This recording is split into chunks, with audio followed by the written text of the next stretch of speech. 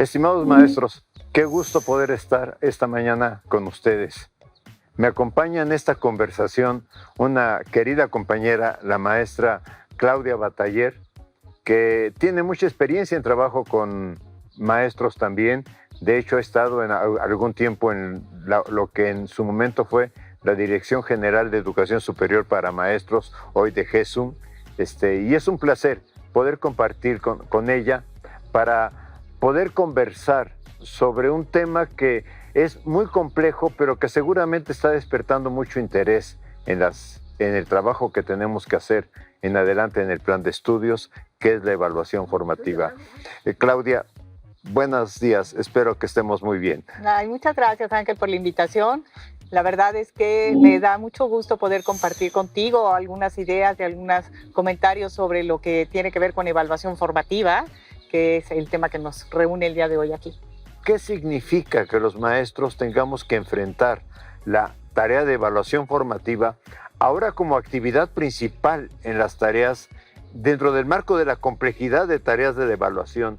Pero ¿a qué nos vamos a enfrentar? ¿Qué problemas vamos a tener cuando intentemos realizar la evaluación formativa? ¿Cómo lo ves, Claudia? No, pues lo veo, parece que es un tema que se ha comentado mucho, que los maestros conocen, que identificamos, pero que en el momento en que lo vemos ya como un apartado protagónico del nuevo modelo educativo, pues entonces ahí es donde tenemos que ver realmente cuáles son sus alcances, cuáles son sus limitaciones y qué dificultades va a presentar la implementación que se haga con él, ¿no? Entonces yo creo que sí hay que pensarlo en voz alta, comentarlo, y seguramente lo que comentaremos aquí, lo que digamos aquí, pues va a ser también pensado y sentido por los maestros.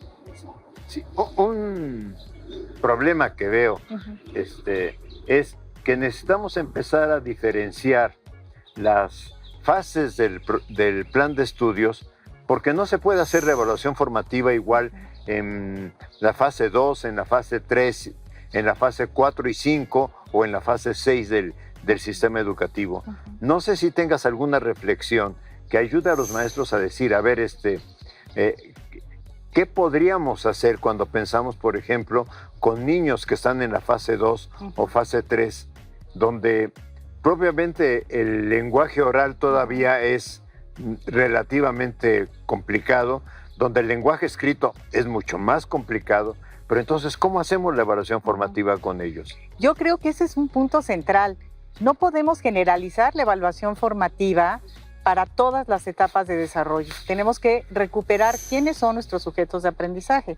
En este sentido, los alumnos pequeños, pues para ellos el dar manifestaciones, el poder expresar, el poder reflexionar sobre su propio aprendizaje va a ser algo muy concreto, algo muy específico, vinculado a el dibujo, el juego, la actividad con los otros. Para alumnos que ya se encuentran en una etapa 4, en una etapa 5, van a tener posibilidades de manifestaciones concretas con productos específicos también y con reflexiones grupales más ricas. Entonces yo creo que por supuesto que la etapa de desarrollo tiene que ver para ver cómo implementamos, qué tipo de productos o de actividades son las que llevamos a cabo para recuperar esa evaluación formativa. No se puede generalizar, hay que tomarlo muy en cuenta eso. Y yo pienso que algo muy importante es que los maestros tengamos en cuenta de que lo que se trata, por ejemplo, en todos los casos de diferente forma, es que el alumno reflexione sobre qué está aprendiendo, qué dificultades está teniendo en el aprendizaje, pero sobre todo, qué tiene que hacer para mejorar. Obviamente el niño de la fase 2 probablemente lo puede expresar en dibujos muy sencillos de qué me gustó, qué me gustaría hacer, qué considero, dibujo lo que yo creo que he aprendido, etcétera. Temas que con el alumno de la fase 4, 5 y 6 probablemente tengan que ser más de autorreflexión del estudiante. Y entonces aquí el problema para el docente es saber, ¿y dónde se hace esta reflexión? ¿Hay un espacio particular para esta reflexión? Y yo creo que, bueno, sí, espacios y maneras, ¿no? Los espacios no se pueden establecer. Si estamos hablando de que la evaluación formativa va junto con el proceso que implica regulación y autorregulación para el niño, no se pueden establecer concretamente algunos espacios ni vincularlos con los ejercicios de examen, sino que tienen que ser mirados de otra manera, ¿no? Tienen que ser pensados también por el maestro, pero también por los mismos alumnos. Yo creo que los alumnos pueden dar evidencias del proceso que están llevando a cabo a partir de las preguntas y buenas preguntas que se les hagan para ver cómo está haciendo el proceso, en qué van, qué se les ha dificultado, qué han resuelto con facilidad, y que no lo hagan de una manera individual, sino que lo hagan también de manera colectiva. En este sentido, no solamente se trata de la reflexión del niño en un momento dado, sino de la reflexión con los otros. Y a lo mejor el mismo maestro puede ir seleccionando en qué momento es prudente hacer un alto en el camino, mirar y decir cómo vamos, hasta dónde vamos, qué es necesario mejorar, escuchando a los alumnos y también estableciendo él mismo su voz. Y eso me lleva a la necesidad de que él mismo también haga constantemente un acto de reflexión, de autorreflexión.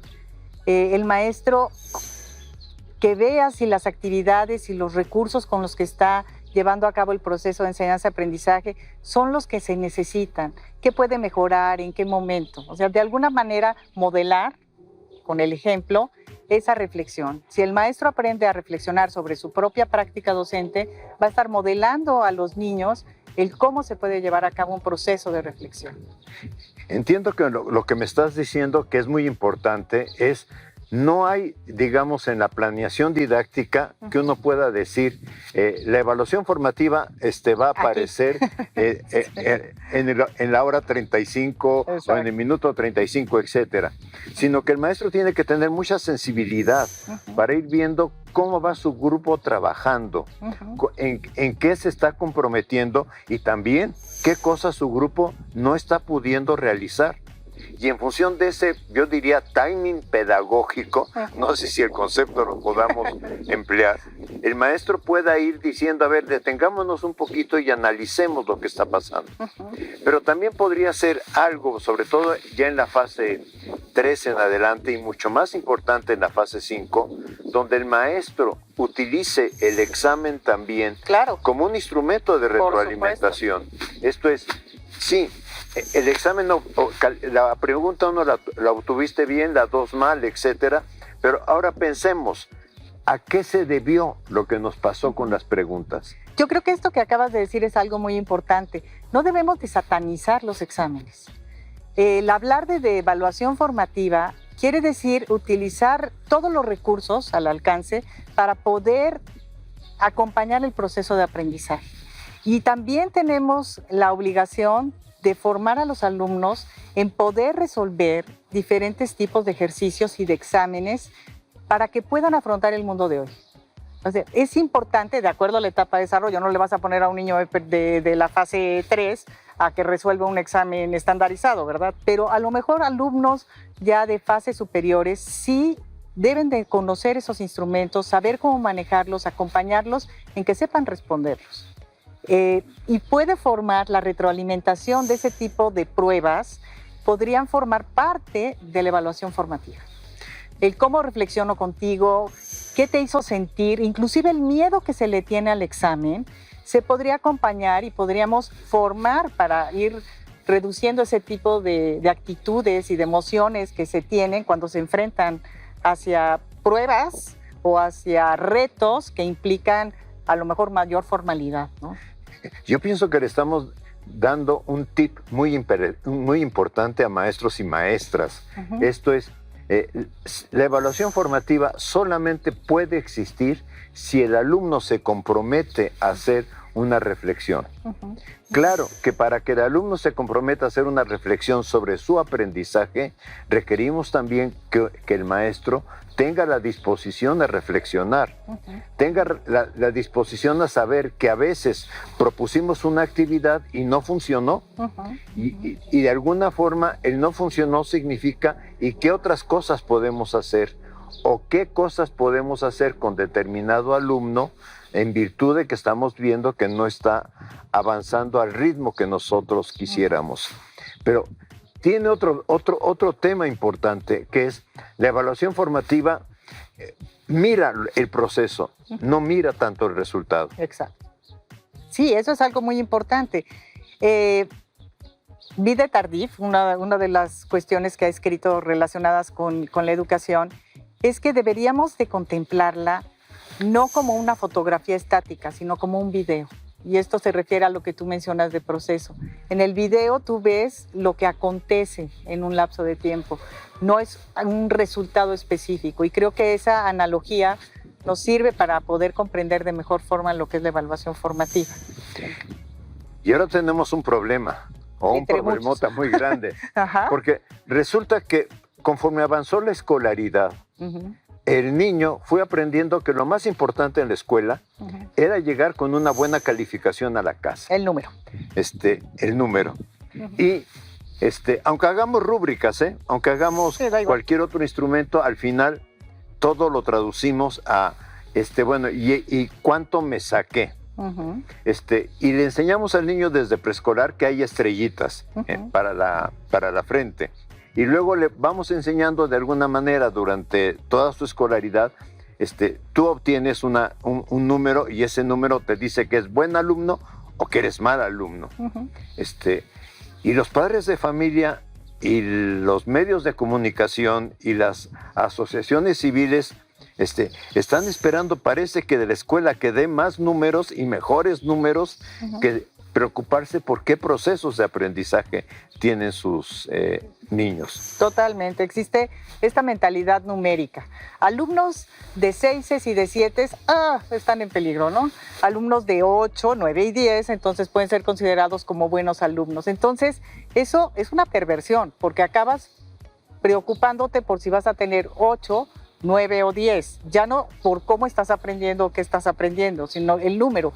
Pero no solamente es el alumno, que el alumno en el momento en que ya identifica el papel que tiene el número y la calificación, te pregunta, ¿y cuánto me saqué?